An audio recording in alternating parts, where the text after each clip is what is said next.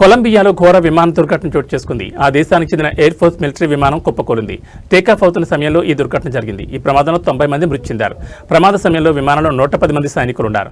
Peru సరిహద్దుకు సమీపంలో Puerto లిగ్యూజోమా పట్టణంలో ఈ ప్రమాదం చోటు చేసుకుంది. ఎయిర్ ఫోర్స్ కు చెందిన పెర్కులసి 130 ఎయిర్ క్రాఫ్ట్ టేకాఫ్ అవుతుండగా కుప్పకూలిందని రక్షణ మంత్రి పెడ్రో శాంచోజ్ వెల్లడించారు. ఈ దుర్ఘటనలో ఎంతమంది మరణించారు, ఎంతమంది గాయపడ్డారు అన్న వివరాలు ఇంకా తెలియలేదు. సహాయ బృందాలను ఘటనాస్థలికి పంపామని పరిస్థితిని సమీక్షిస్తున్నట్లు చెప్పారు. ప్రమాదానికి గల కారణం ఇంకా తెలియలేదు. విమాన దుర్ఘటనపై కొలంబియా అధ్యక్షుడు గుస్టావో పెట్రో దిగ్భ్రాంతిని వ్యక్తం చేశారు. ఇది ఘోర ప్రమాదమని, ఎలాంటి ప్రాణ నష్టం సంభవించకూడదని ఆశిస్తున్నారని అన్నారు.